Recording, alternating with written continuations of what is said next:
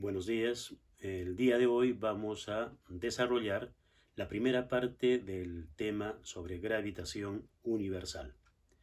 En otro video, próximamente estaremos subiendo la segunda parte de este interesante capítulo o tema.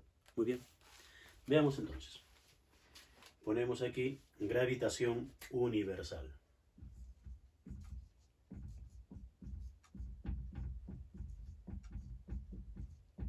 Gravitación universal.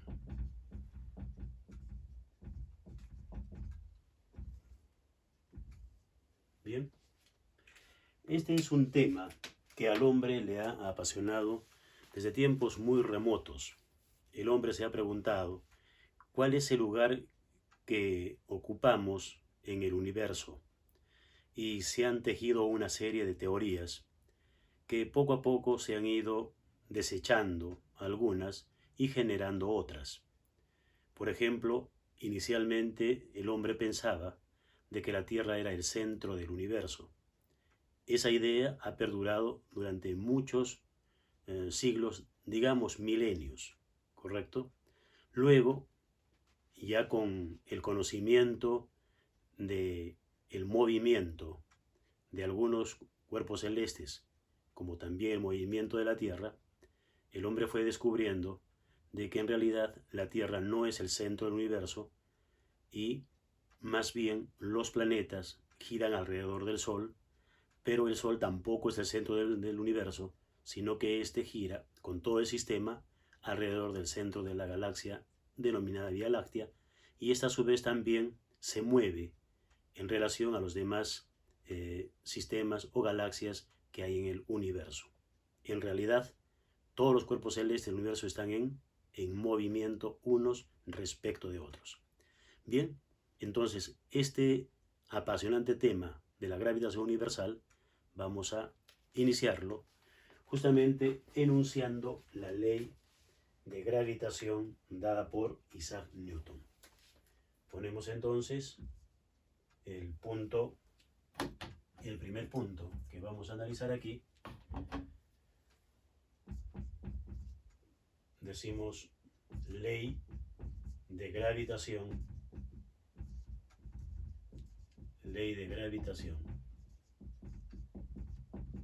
universal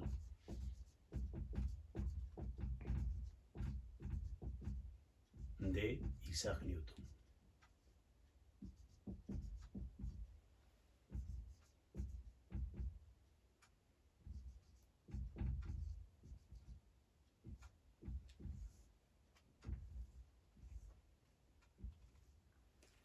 Bien, Isaac Newton, para llegar a formular la ley de gravitación universal, se apoyó en observaciones muy antiguas, hechas primero por Ptolomeo en el siglo II después de Cristo, luego en observaciones de Copérnico por los años 1500 después de Cristo.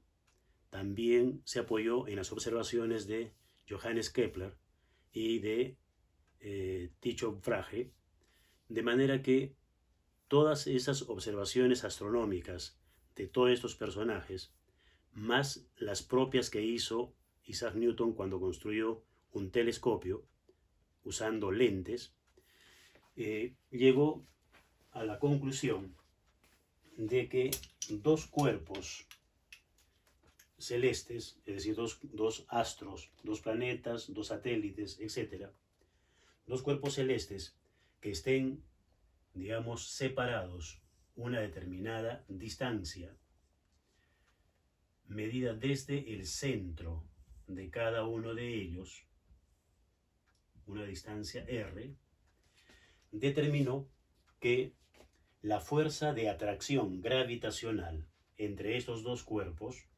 actuaba a lo largo de la línea que une justamente esos centros. Entonces aquí tenemos el centro de un cuerpo celeste y el centro del otro cuerpo celeste, que podrían ser, por ejemplo, la Tierra y la Luna, o podría ser el Sol y la Tierra, etcétera, etcétera. De modo que a lo largo de esa línea que une los centros, encontró que hay una fuerza de atracción gravitacional, fuerza gravitatoria, en un sentido, y también el otro cuerpo celeste atrae al segundo con una fuerza igual y opuesta. Estas fuerzas gravitacionales, vectorialmente hablando, son iguales y opuestas. Muy bien. La segunda observación fue de que el valor de estas fuerzas gravitacionales era directamente proporcional al producto de las masas de esos cuerpos. Entonces, si este cuerpo celeste tenía una masa m⁻⁴ y la otra una masa m⁻², entonces la fuerza gravitacional de atracción es directamente proporcional al producto de esas dos masas. Luego, también determinó que esa fuerza gravitacional era inversamente proporcional a la distancia que separa a esos cuerpos celestes elevado al cuadrado. Entonces, lo que hizo luego fue unir esas dos proporcionalidades y entonces determinó que la fuerza de gravitación entre dos cuerpos celestes era proporcional al producto de las dos masas y inversamente proporcional a la distancia que la separa al cuadrado. ¿Qué es lo que faltaba determinar aquí? Lo que faltaba determinar es la constante de proporcionalidad. Entonces, haciendo mediciones de tipo geométrico, basándose en la ubicación de los planetas alrededor del Sol en diferentes tiempos, diferentes momentos, encontró de que esa constante de proporcionalidad tendría un valor aproximado de 6,67 por 10 a la menos 11 newton por metro cuadrado entre kilogramo al cuadrado. Donde G mayúscula, ¿qué cosa es? G mayúscula es la denominada constante de gravitación universal. Entonces, G es la denominada constante de gravitación universal. G mayúscula es la constante de gravitación universal.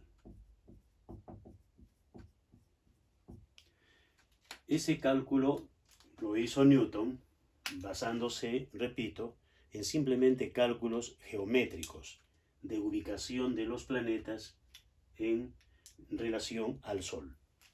Muy bien, entonces, completando la expresión matemática, tendríamos que la fuerza gravitatoria de atracción entre dos cuerpos celestes será igual a la constante de proporcionalidad, que es la constante de gravitación universal G, por el producto de las dos masas interactuantes entre la distancia que las separa al cuadrado. Esta es finalmente la expresión que nos da a conocer la fuerza de atracción entre los cuerpos. Y esa es la denominada ley de gravitación universal dada por Isaac Newton. ¿En qué año la formuló?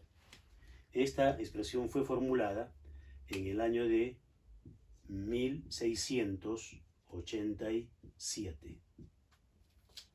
Es decir, en el siglo XVII, a fines del siglo XVII, se da a conocer esta ley junto con las leyes del movimiento. La primera y segunda ley del movimiento dada por Isaac Newton. En su obra denominada principia matemática de la filosofía natural. En otras palabras, los principios matemáticos de la física. Bien, entonces esa es la expresión, digamos, y obviamente, ¿de qué depende? Veamos la dependencia.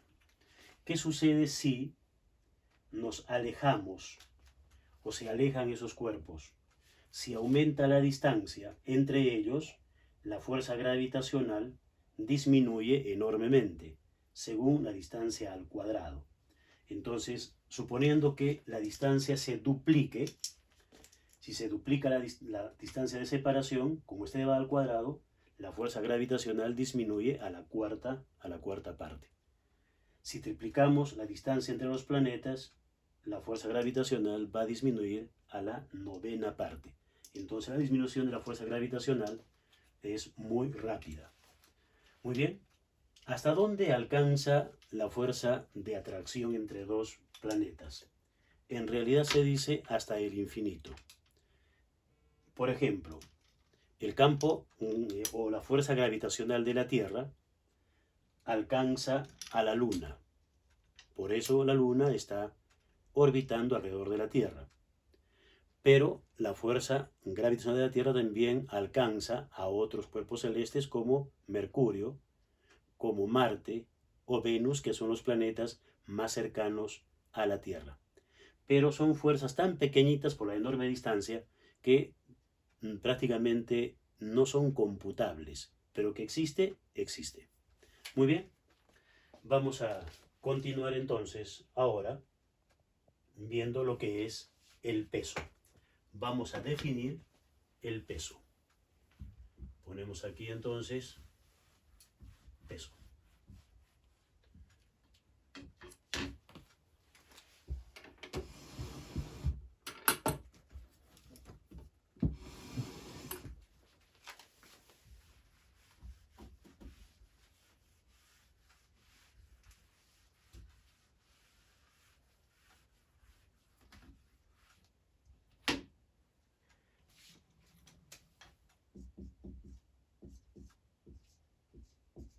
Peso. ¿Qué es el peso?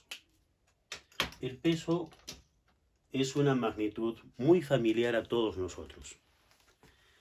Y normalmente siempre estamos preguntándonos si hemos subido, hemos bajado de peso, cuál es nuestro peso, y siempre la preocupación es saber cuál es nuestro peso. Pero vamos a hablar en términos generales. ¿Qué es el peso? El peso no es sino la fuerza gravitatoria resultante sobre cada uno de los cuerpos que están en el universo. Me explico. Vamos a suponer que este es el planeta Tierra. Este es el planeta Tierra. Entonces, aquí tenemos a la Tierra. Y cerca de la Tierra hay un objeto, por ejemplo, un avión. Ese avión lo representamos aquí. Este puntito de aquí me va a representar el avión.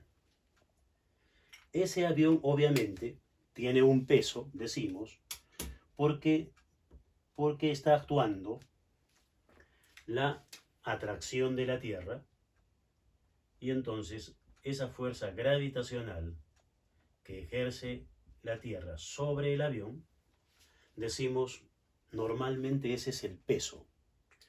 Pero también sobre el avión y sobre la Tierra está actuando el Sol.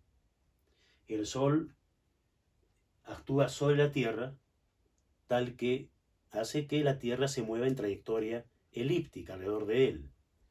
Entonces, si el Sol está actuando sobre la Tierra, obviamente está actuando sobre cada cuerpo que está sobre la Tierra. Es decir, sobre cada uno de nosotros, sobre cada objeto, sobre el avión, por lo tanto. Entonces, hay una fuerza gravitacional que ejerce el Sol sobre el avión.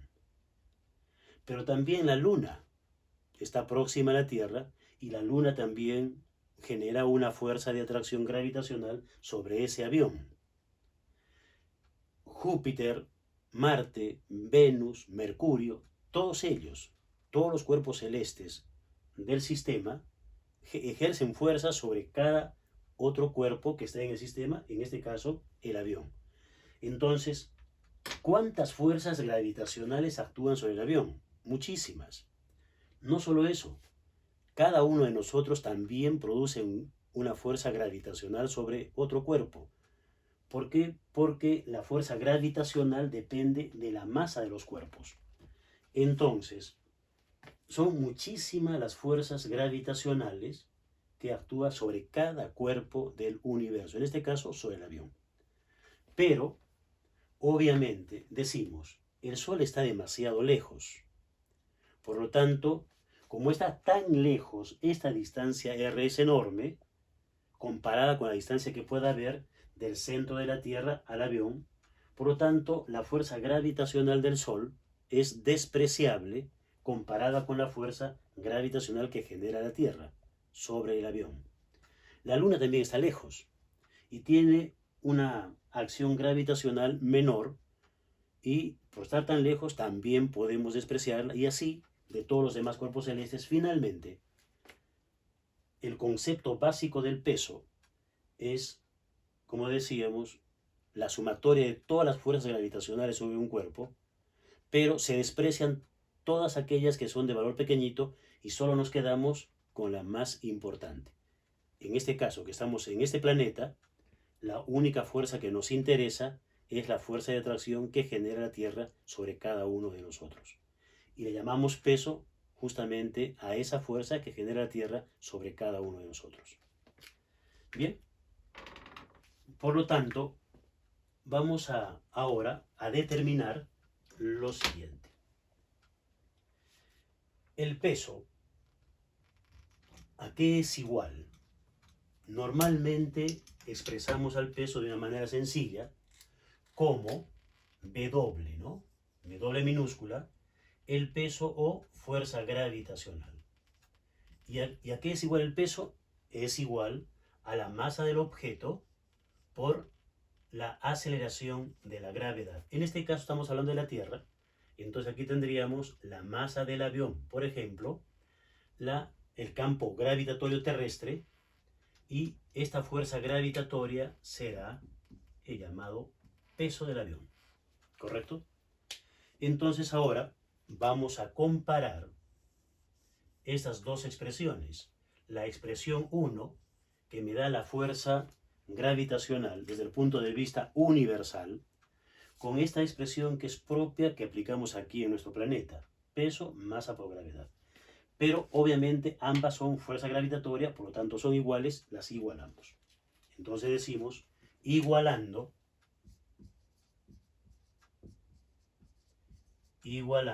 las ecuaciones 1 y 2.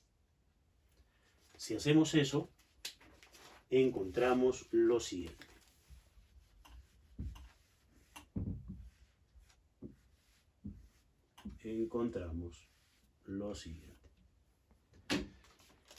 Bien, decimos entonces la masa por la gravedad. La masa por la gravedad terrestre será igual a la constante de gravitación universal, la masa de la Tierra en este caso, por la masa del objeto, que es el avión. Aquí pondremos masa de la Tierra, masa del avión, sobre la distancia que separa, ¿no es cierto?, el centro de la Tierra con el avión. Entonces, esa distancia la marcamos desde el centro de la Tierra hasta el avión. Esta distancia se denomina R. Entonces, aquí tenemos R al cuadrado, ¿correcto? De manera que podemos cancelar la masa del avión, y lo que estamos deduciendo es el campo gravitatorio terrestre. ¿Cuánto vale el campo gravitatorio terrestre? Se calcula con la expresión de la constante de gravitación universal, la masa de la Tierra, y la distancia que hay desde el centro de la Tierra hasta un punto cualquiera alejado del centro. Ecuación esta, 3. Entonces, si estamos en la superficie de la Tierra, como la mayoría de cuerpos nos encontramos sobre la superficie de la Tierra, diríamos lo siguiente. Entonces, si R es igual al radio de la Tierra, entonces, si hacemos que esta distancia R minúscula sea igual al radio de la Tierra, entonces la expresión 3 será. Entonces la ecuación 3 será. ¿Cómo queda esta expresión? Queda de la siguiente forma. Quedaría de la siguiente forma. Diríamos que el campo gravitatorio terrestre sobre la superficie de la Tierra es igual a la constante de gravitación universal por la masa de la Tierra entre el radio de la Tierra al cuadrado. Ecuación 4. Ecuación 4. Entonces, esta expresión ha sido deducida no por Isaac Newton, sino fue deducida 50 años después de su muerte. Y entonces aquí cabe hacer un comentario acerca de la historia de la ley de gravitación universal. Isaac Newton, cuando determina o descubre la ley de gravitación universal, la guarda por muchos años, no la da a conocer, pero la gente del entorno empieza a hablar de ello y llega todos los comentarios sobre los conocimientos, los descubrimientos que está haciendo Isaac Newton, llega a oídos de Robert Hooke.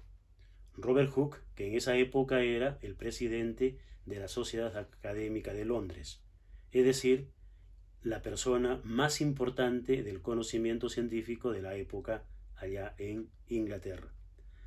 Y Robert Hooke entonces hace una invitación a Newton para que vaya y explique acerca del movimiento de los cuerpos, que ya se hablaba mucho, de las leyes de movimiento, que explique sobre todo la ley de gravitación universal, que él también procuraba encontrarla con ayuda de Halley, que era un joven discípulo de Hooke, ahí en la Sociedad Académica de Londres, y que posteriormente, ya ustedes saben, Halley fue un personaje también importante, y gracias a él, a uno de los cometas se le denomina justamente con su apellido, el cometa Halley. Muy bien, se dice que Halley visita a Newton con el encargo de Robert Hooke, y Newton simplemente le menciona de que no va a ir porque la matemática que él utiliza nadie la conoce y no le van a entender. Halley, un poco desconsolado, se va, habla con Robert Hooke, y Robert Hooke más bien se molesta. Se molesta y dice, bueno, ¿y quién es este personaje desconocido que se atreve a decir que no le vamos a entender? ¿De qué matemática está hablando? Entonces se fastidió muchísimo Robert Hooke y lo dejó ahí. Pero Halley se quedó impresionado y él dijo, no, lo voy a convencer que venga, que nos explique de qué se trata. Halley regresa donde Newton. ¿Y cuál era el problema matemático del cual Newton decía de que no le iban a entender? Newton había desarrollado el cálculo diferencial integral, que era un tema nuevo en la matemática, pero no con ese nombre. Él le llamó fluxiones y fluentes. Lo que conocemos como derivadas ahora, Newton le llamó fluxiones. Y lo que conocemos como integrales le llamó fluentes. Entonces, esa nueva herramienta matemática, obviamente la desconocía Robert Hooke y todos los demás, y simplemente a Newton, él pensó de que no lo iban a entender y simplemente se quedó ahí. Y es que con esa matemática desarrolló todo esto, apoyado también en la geometría obviamente. Finalmente, después de muchas visitas de Halley, Newton acepta y va. Da a conocer la ley de gravitación universal al mundo científico reunido ahí en Londres y termina diciendo una frase importante. Esta ley funciona, pero no sé por qué funciona. Situación que Robert Hooke ya había advertido y había dicho entonces que esa ley no servía para nada porque no tiene ningún sustento científico. No hay nada que haya demostrado tal cosa. Por lo tanto, esa expresión, esa ley no sirve y no es válida y no se la puede aceptar.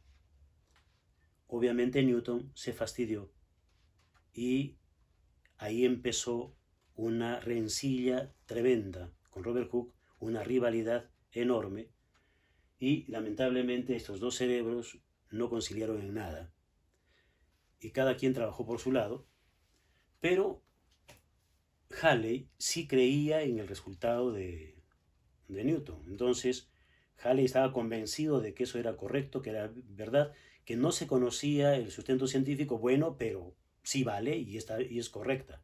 Lo que Robert Hooke decía que no servía y que no era correcto. Muy bien, ¿por qué Isaac Newton dijo que no sabía por qué no funcionaba su ley? O perdón, no sabía por qué no tenía sustento científico, aunque sí funcionaba. El asunto es que en la época de Newton, el hombre no descubrió que vivimos dentro de un campo gravitatorio producido por la Tierra. El hombre no se percató que existe campo gravitatorio. El hombre en la época de Newton lo que pensaba es lo siguiente. Si queremos mover esta mota, si queremos moverla, tenemos que entrar en contacto directo con ella, aplicar la fuerza de manera directa y levantarla y trasladarla de un lugar a otro. No podemos aplicar una fuerza sobre ese objeto a distancia. ¿Cómo movemos la mota si no entramos en contacto, si no aplicamos directamente la fuerza sobre la mota para desplazar de un lugar a otro? Ese fue el problema. También el hombre en esa época decía, si yo quiero mover un objeto muy pesado, tengo que hacer uso de una palanca. Es decir, aplico una fuerza apoyándome en un instrumento. De todas maneras, a través del instrumento tiene que actuar la fuerza sobre un objeto para moverlo. Entonces, ¿cómo es posible que dos cuerpos celestes ejerzan fuerzas entre sí si no hay nada que los una? Entonces no tiene ningún sentido esa expresión matemática, por lo tanto, no servía.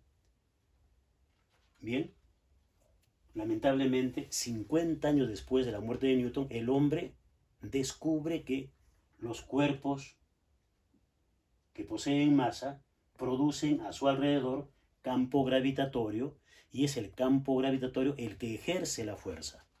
Es decir, la fuerza se ejerce a través del campo gravitatorio. No se necesita entrar en contacto con el otro cuerpo. La fuerza actúa a distancia gracias al campo gravitatorio que producen los cuerpos. Muy bien, eso lo contamos porque es parte de la historia de la física y ahora vamos a hacer una gráfica de lo siguiente. Obviamente el campo gravitatorio de cualquier cuerpo celeste depende de la distancia que hay del centro hacia afuera.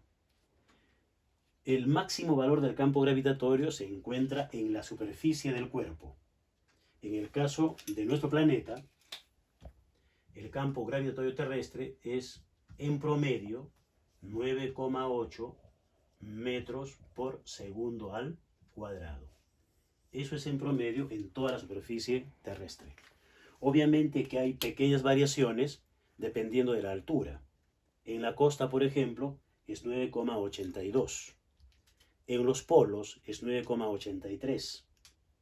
Aquí en Arequipa es 9,78,5. Algunos lo toman como 9,79, otros como 9,78. Es un poco menor porque estamos a 2.500 metros de altura respecto del mar. Entonces, pero en promedio, en toda la superficie terrestre, lo asumimos como 9,8 metros por segundo al cuadrado. Bien, Y este valor también lo tomamos como si fuese constante hasta cierta altura, hasta varios miles de kilómetros. Asumimos que ese es el valor de la aceleración de la gravedad y lo tomamos como constante. Bien, pero cuando ya las distancias son, digamos, considerables, es decir, el objeto se encuentra a gran altura respecto a la superficie, entonces ahí sí ya se va a empezar a notar grandes variaciones en el valor de g, y por lo tanto habrá que usar esta expresión donde r minúscula es la distancia del centro hasta cualquier punto alejado de la Tierra. De manera que si este r tiende a infinito, el g de la Tierra tiende a 0. Entonces decimos en el infinito el campo gravitatorio de la Tierra ya es 0, y si es 0 ya no ejerce ninguna fuerza sobre otro cuerpo.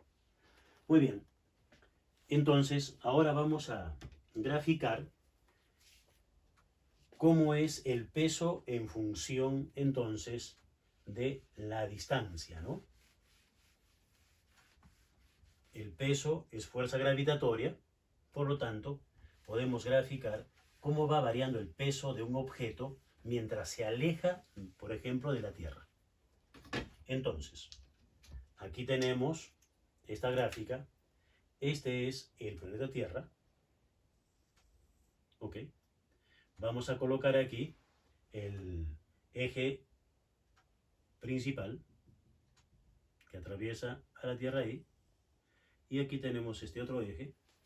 Y entonces vamos a decir lo siguiente.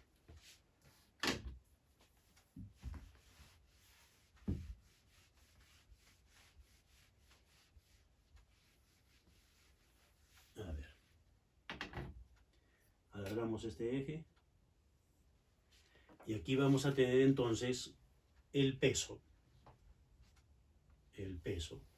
Y aquí la distancia, r. La distancia dada en metros y el peso dada en newtons. Este es el radio de la Tierra.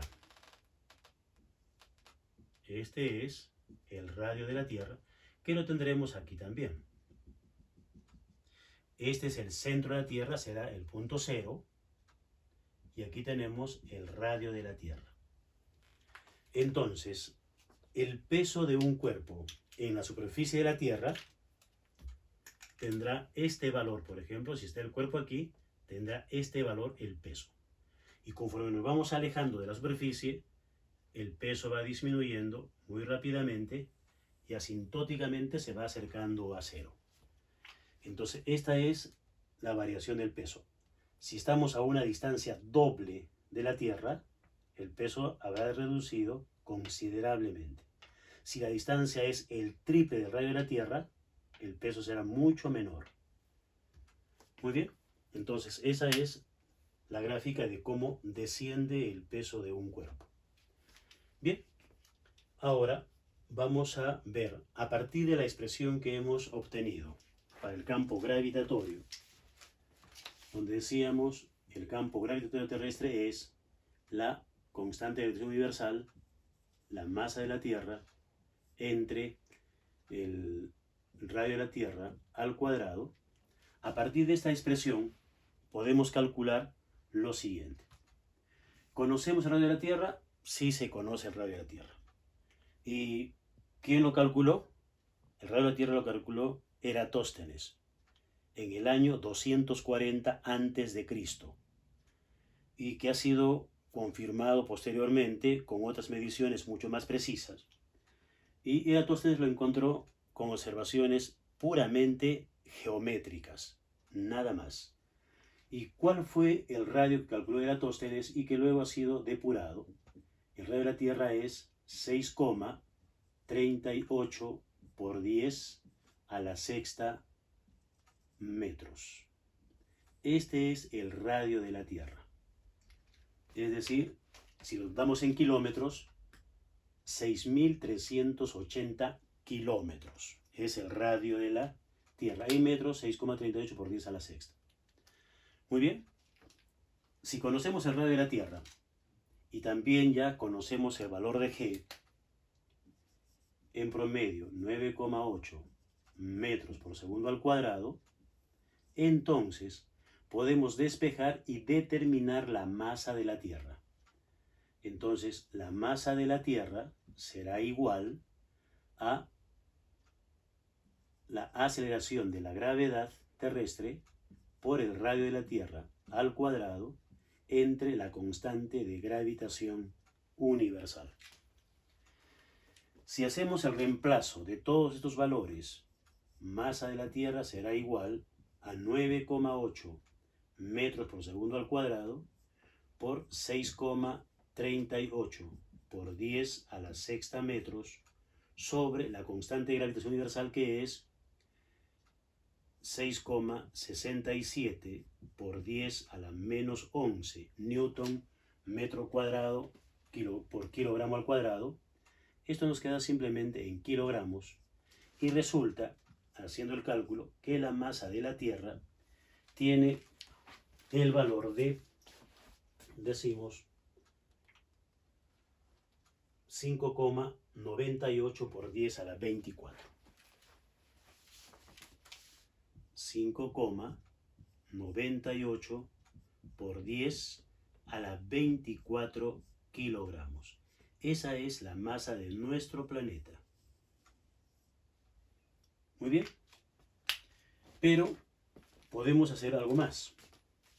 Si conocemos el radio de la Tierra, podemos calcular el volumen de la Tierra asumiéndola como si fuese una esfera perfecta. Y si tengo la masa, entonces podemos utilizar la expresión de la densidad justamente para encontrar esa densidad de la Tierra. Entonces, la densidad promedio sería en este caso, porque obviamente la Tierra está constituida por diferentes sustancias, diferentes materiales, y decimos la densidad de cualquier cuerpo siempre es igual a la masa del cuerpo entre el volumen de dicho cuerpo. Entonces vamos a asumir, en este caso, que la Tierra es uniforme, una esfera perfecta, y vamos a calcular la densidad promedio. Esa línea encima significa valor promedio. Masa de la Tierra entre el volumen de la Tierra. Entonces, la densidad promedio de nuestro planeta es 5,98 por 10 a la 24 kilogramos entre el volumen. El volumen de una esfera es 4/3, lo escribimos aquí, es 4/3 de pi radio de la Tierra, en este caso, al cubo. Entonces, 5,98 por 10 a la 24 kilogramos entre 4/3 de pi por el radio de la Tierra, que es 6,38 por 10 a la sexta al cubo. Esto será kilogramos por metro cúbico. 10 a la sexta al cubo va a ser 10 a la 18, entonces va a quedar como un 10 a la sexta, pero acá tenemos el 6,38 al cubo también, es un valor grande seguramente. Entonces, haciendo los cálculos, la densidad promedio de nuestro planeta es de 5,5 por 10 al cubo kilogramos por metro cúbico. Esta es la densidad promedio de nuestro planeta. Bien, tomando como referencia, digamos, algunos valores. La mayoría de piedras, de rocas, tienen densidades alrededor de 5 por 10 al cubo kilogramos por metro cúbico.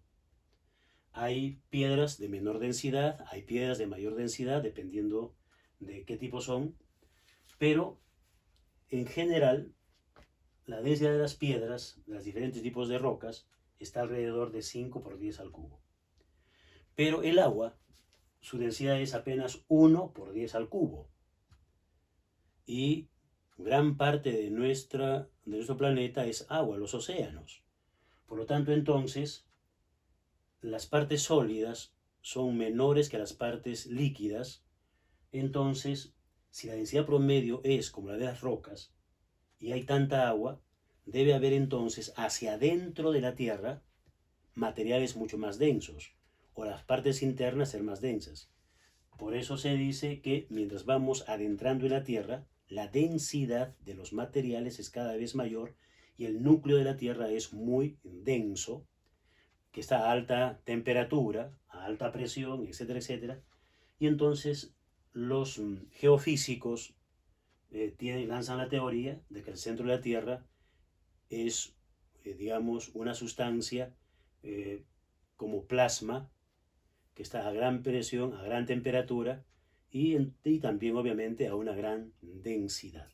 Bien, eso es en cuanto a algunos valores que es de nuestro planeta. Bien, vamos a ver ahora lo que es, en otro punto, la energía potencial gravitatoria. Ponemos entonces otro punto, energía potencial gravitatoria.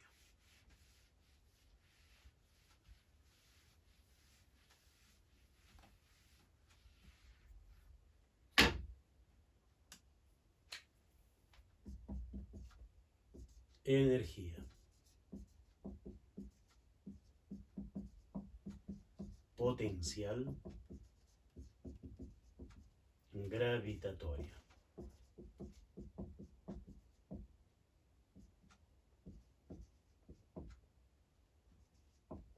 Energía potencial gravitatoria.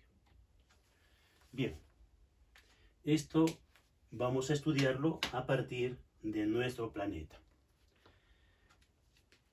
Ya en temas, digamos, anteriores de la mecánica, se estudia dos tipos de energías mecánicas, ¿no? La energía cinética y la energía potencial gravitatoria. Bien, vamos a volver ahora a ver la energía potencial gravitatoria, pero desde el punto de vista de la ley de gravitación universal, ¿correcto? Entonces, una expresión matemática que es válida para todo el universo y no solamente para nuestro planeta.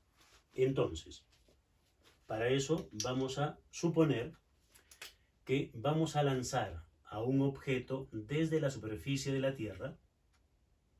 Esta es la Tierra, con aquí masa de la Tierra, y hay un objeto que es lanzado desde la superficie de la Tierra hacia arriba, verticalmente.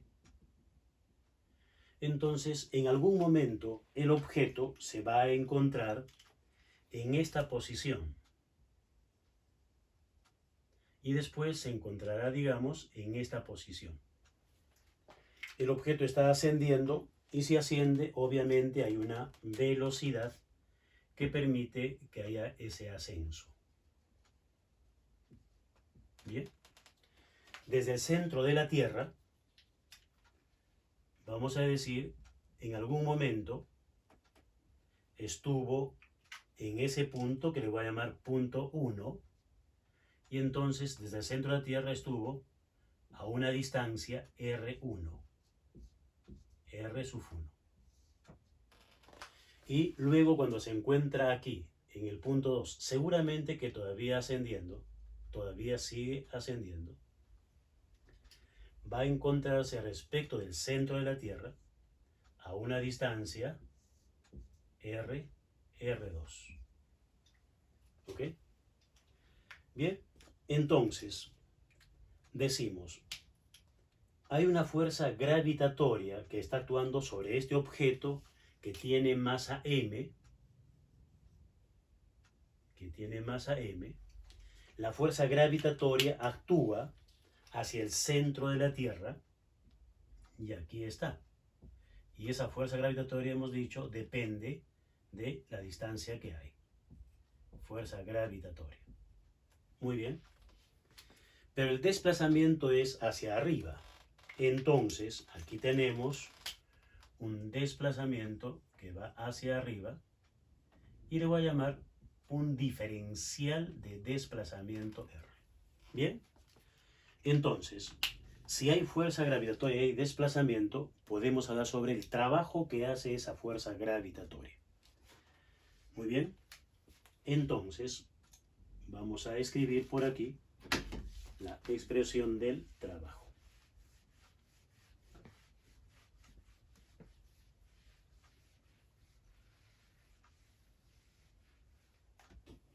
Decimos entonces,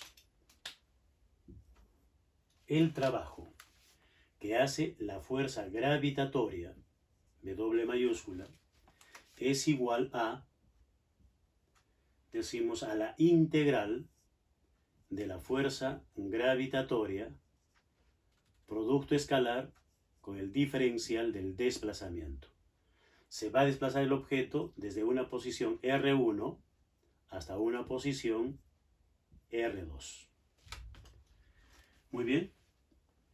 Aquí tenemos el producto escalar entre dos vectores opuestos, como pueden ver, uno hacia abajo, el otro hacia arriba. Entonces, al desarrollar ese producto escalar, decimos el módulo de la fuerza gravitatoria por el módulo del desplazamiento por el coseno de 180 grados, que es el ángulo que forman estos dos vectores, desde R1 hasta R2. Muy bien, y el coseno de 180 grados es igual a menos 1. A menos 1. Por lo tanto, ese signo negativo sale delante de la integral y vamos a reemplazar la expresión de la fuerza gravitatoria. Entonces, el trabajo será igual a menos la integral desde R1 hasta R2.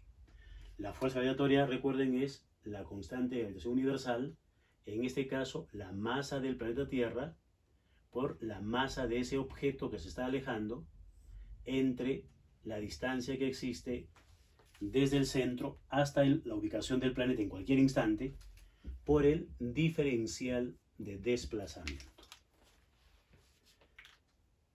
Lo que sea constante sacamos fuera de la integral y decimos entonces el trabajo que hace la fuerza gravitatoria es menos la constante de gravitación universal, la masa de la Tierra, por la masa del objeto, y tenemos la integral de diferencial de R entre R cuadrado desde R1 hasta R2.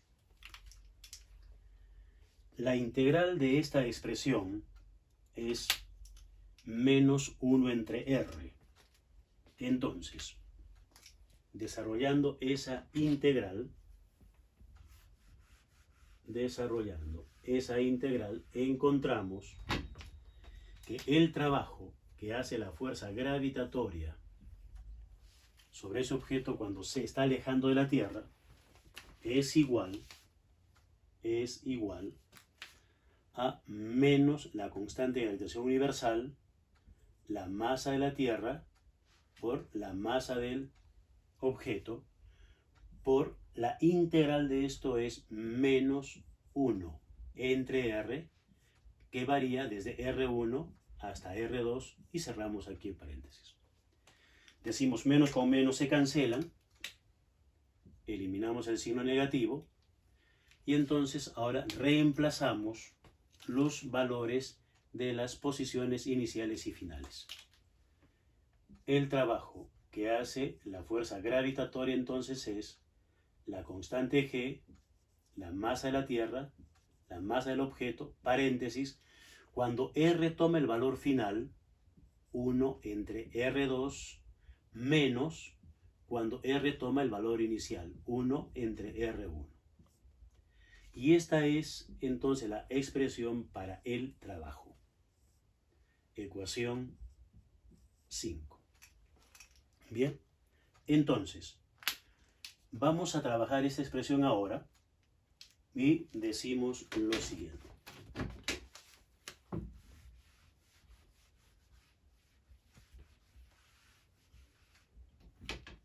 A ver, vamos a desglosarlo y decimos el trabajo que hace la fuerza gravitatoria es igual a la constante G, la masa de la Tierra, por la masa del objeto entre R2 menos la constante de gravitación, masa de la Tierra, por la masa del objeto entre R1. Lo que estamos haciendo es multiplicando ese término con cada uno de estos. Y tenemos esta expresión. Pero ahora debemos recordar algo importante. Debemos recordar que el trabajo que hace la fuerza gravitatoria es igual a menos el cambio en la energía potencial gravitatoria del objeto. Entonces, el trabajo que hace la fuerza gravitatoria sobre ese objeto siempre va a ser igual al menos cambio de energía potencial gravitatoria de ese objeto. Esto es gracias a que la fuerza gravitatoria es una fuerza de carácter conservativo. Bien, ¿qué me expresa esto? Esto me dice que es menos paréntesis la energía potencial gravitatoria final, que es en el punto 2, menos la energía potencial gravitatoria en el punto inicial, que es el punto 1. ¿Correcto?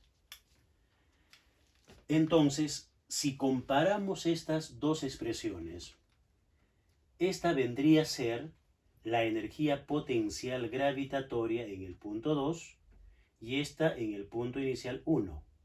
Pero está precedido de un signo negativo. ¿Qué significa eso entonces?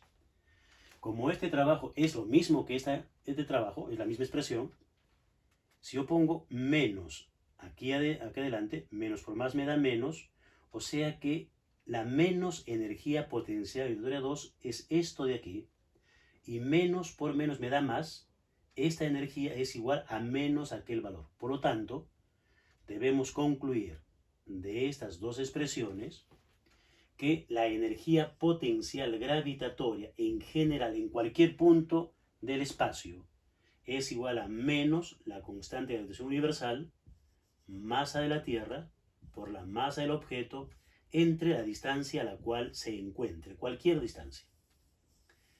Esta expresión me da la energía potencial gravitatoria de este objeto en presencia de la Tierra. Pero vamos a hacer algunos comentarios más. Miren, a ver, obviamente decimos la energía potencial gravitatoria, entonces siempre va a ser negativa. Sí, siempre es negativa. A nivel, digamos, astronómico, usando la ley de gravitación universal, deducimos que la energía potencial gravitatoria de cualquier cuerpo es negativa. Pero hemos visto o hemos desarrollado esto para el desplazamiento de la masa m de un punto a otro, y estamos hablando de la energía potencial que tiene ese cuerpo a la distancia R2, a la distancia R1, en fin. Pero también esta expresión corresponde a la energía potencial gravitatoria de la Tierra, porque podemos tomar la cosa al revés. No solamente como que la Tierra actúa sobre ese cuerpo, sino más bien que este cuerpo está actuando sobre la Tierra. Entonces, ¿cuál es la energía potencial de la Tierra en presencia de ese cuerpito? La energía potencial gravitatoria de la Tierra en presencia de ese cuerpo está dada por la misma expresión, porque ahí tenemos las dos masas, tanto de la Tierra como del cuerpo. En otras palabras, es una expresión común. Me da la energía potencial de los dos cuerpos que están interactuando. Y cabría la pregunta, ¿y cuál es la energía potencial del sistema? O sea, de las dos, no solamente de una respecto de la otra y viceversa, sino la energía potencial gravitatoria de los dos, del conjunto. Es sorprendente, la respuesta es la misma. O sea que esa expresión 6 es la energía potencial gravitatoria de la masa m en presencia de la Tierra, es la energía potencial gravitatoria de la Tierra en presencia del cuerpo de masa m, y es la energía potencial gravitatoria de los dos. en conjunto. A ver, ¿cómo podemos explicar esto? Porque uno podría pensar que si esa energía es de una y de la otra, entonces el sistema debe ser dos veces. Eso es lo que podríamos pensar, dos veces. El asunto es el siguiente. Esto se basa en la tercera ley de Newton, acción y reacción, y que tiene que ver con este problema. La acción y reacción se presenta cuando dos cuerpos están interactuando. ¿Qué me dice la tercera ley de Newton? La fuerza que ejerce un cuerpo sobre otro es igual y opuesta a la fuerza que ejerce el segundo cuerpo sobre el primero. Fuerzas iguales y opuestas. Pero la fuerza de interacción es única. Es la misma. La fuerza sobre uno es igual a la fuerza sobre el otro y opuesta, pero la fuerza entre los dos es única. No es dos veces ni se cancelan. Es una. Es lo mismo. Es decir, la energía potencial gravitatoria resulta de la interacción entre los dos cuerpos, de acción y de reacción. Entonces, esta magnitud física, obviamente, como es una cantidad escalar, no podemos decir que una es positiva y la otra es negativa. No, las dos son negativas. Y esa misma vale para todo el sistema. Es la misma interpretación que se le da a la tercera ley de Newton, acción y reacción. Bien, eso es. Y ahora vamos a ver algo más. ¿Cómo es posible pasar de esta expresión, o mejor, de esta expresión 5, para que me dé energías potenciales gravitatorias que se ven normalmente en un curso básico de física 1, que no es esta, obviamente? Y entonces vamos a hacer lo siguiente. A partir de la ecuación 5 vamos a hacer el siguiente tratamiento. Vamos a borrar esto y decimos: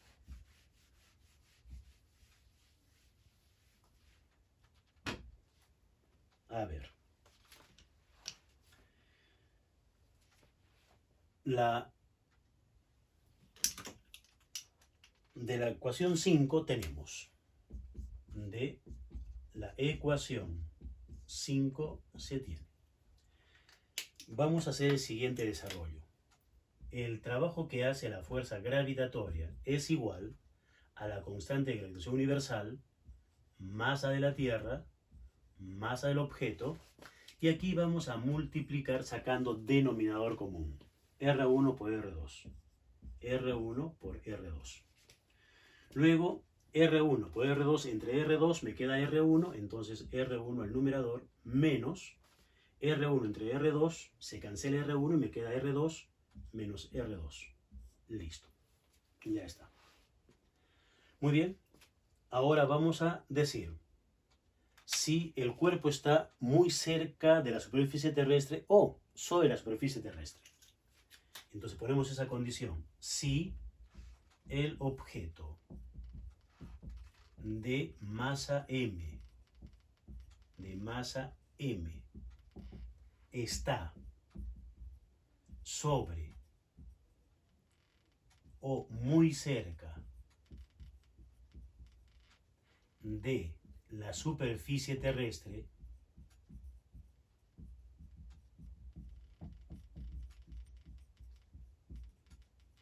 entonces,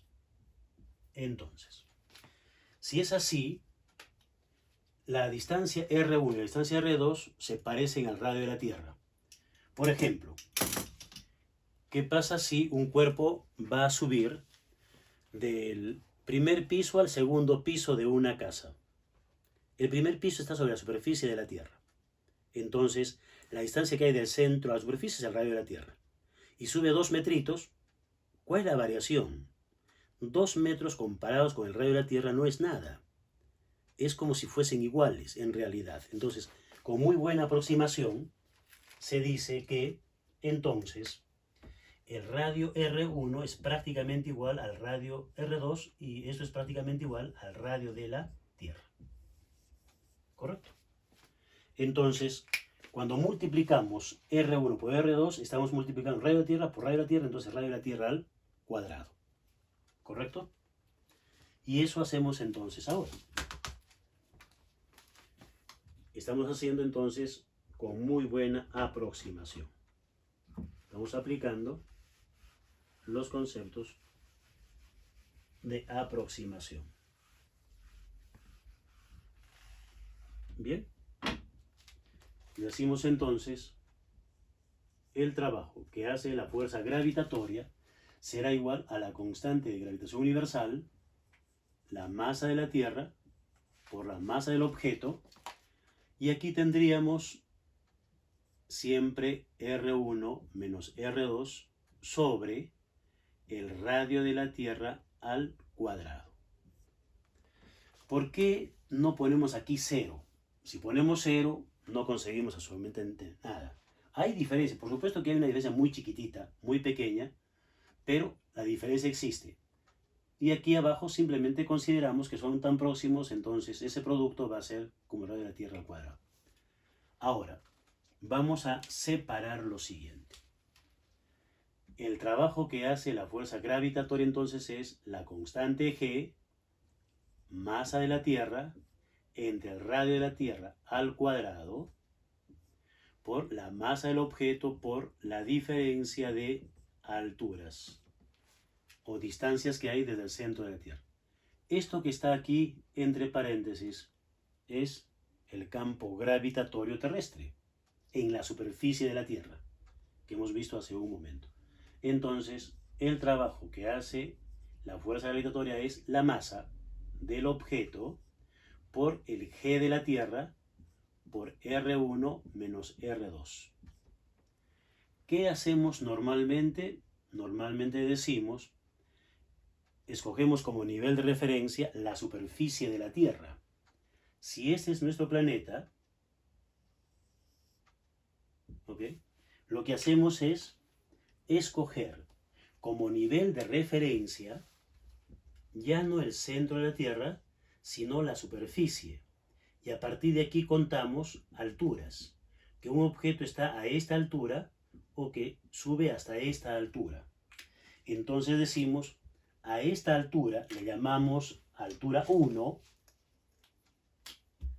a esto le llamamos altura 1, Y1, y a esta otra le llamamos altura Y sub 2. Y entonces reemplazamos, en vez de poner R1 y R2, ponemos altura 1 y altura 2, cambiando el nivel de referencia a la superficie de la Tierra. Entonces, el trabajo será igual masa por gravedad por la altura 1 menos la masa por la gravedad altura 2. Valor inicial, valor final, vamos a invertir eso y aquí tenemos entonces masa por gravedad altura 2 menos masa por gravedad altura 1. Pero como estamos invirtiendo ese orden, tenemos que agregar aquí adelante el signo negativo. Porque estamos invirtiendo el orden de los términos, entonces es necesario poner aquí menos. Y cada uno de estos, recuerden, es la energía potencial gravitatoria vistos en los cursos básicos de mecánica. Entonces, la energía potencial gravitatoria es igual a mg altura, que es la expresión que se maneja en los cursos de física básica 1. Entonces, a partir de la expresión general de la gravitación, hemos deducido la expresión que normalmente se maneja en mecánica. Y entonces lo que tengo aquí es que el trabajo es igual a menos el cambio de energía potencial gravitatoria. Esta es la final, esta es la inicial, entonces menos el cambio, como decíamos al inicio, ¿no? Siempre se define como el menos cambio de la energía potencial gravitatoria. De manera que concuerda todo y estamos llegando a ese resultado hartamente conocido. Bien, vamos a ver ahora la relación que existe entre la energía potencial gravitatoria y la fuerza gravitatoria. Veamos entonces la relación dentro de este mismo tema. Ponemos dentro de este tema un puntito, relación entre la energía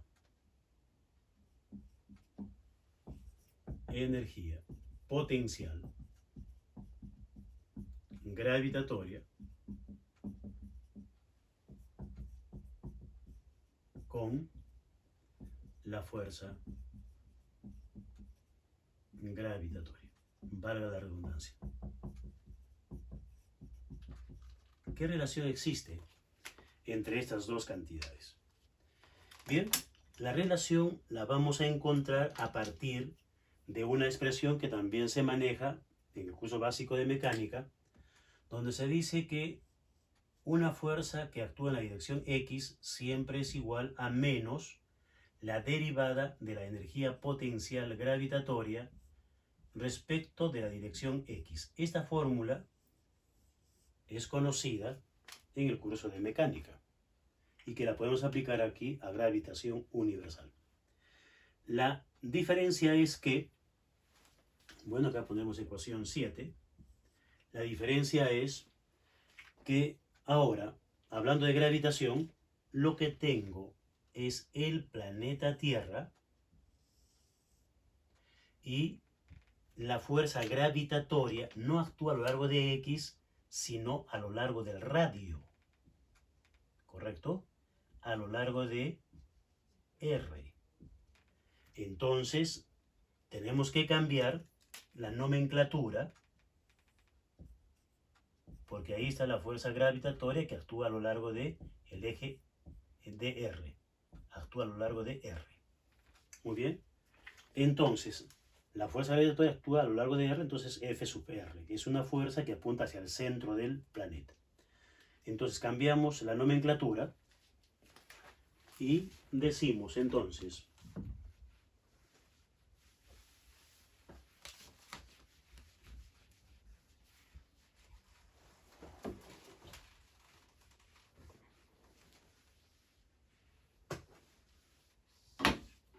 lo siguiente: la fuerza R o gravitatoria es igual a menos la derivada de la energía potencial gravitatoria respecto de R.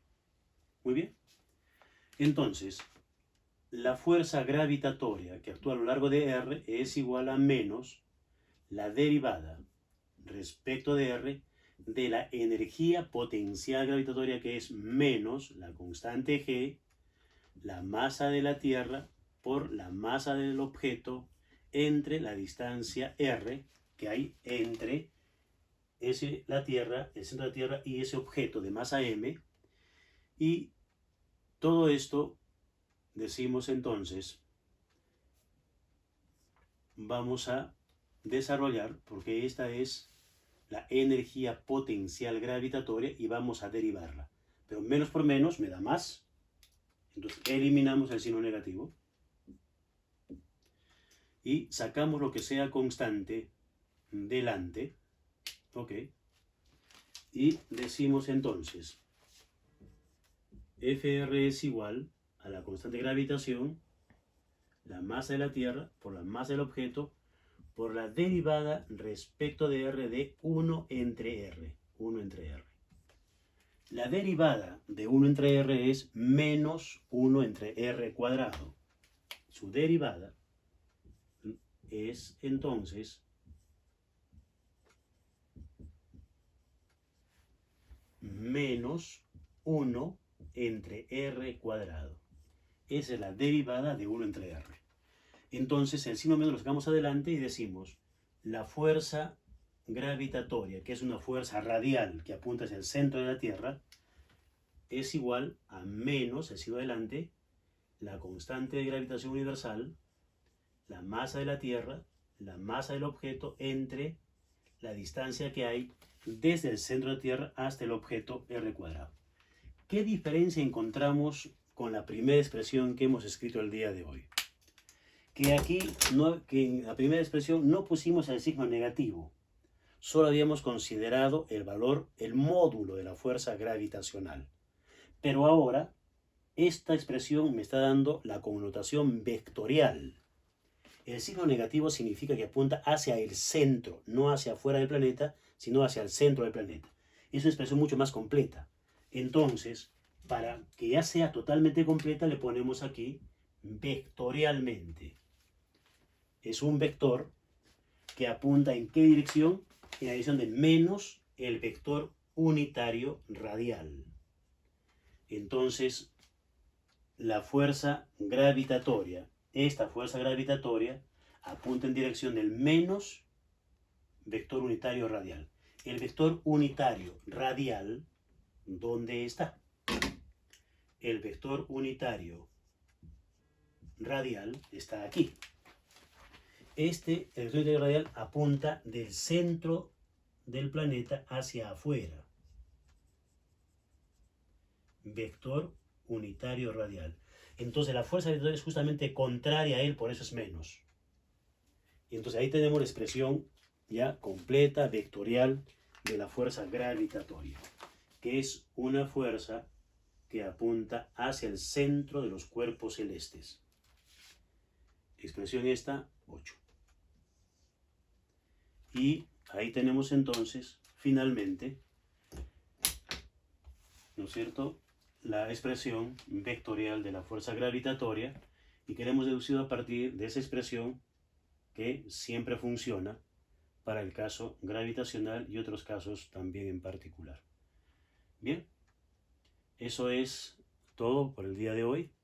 Nos vemos entonces en una próxima sesión para ver la segunda parte de este interesante tema de gravitación universal. Muy buenos días, hasta luego.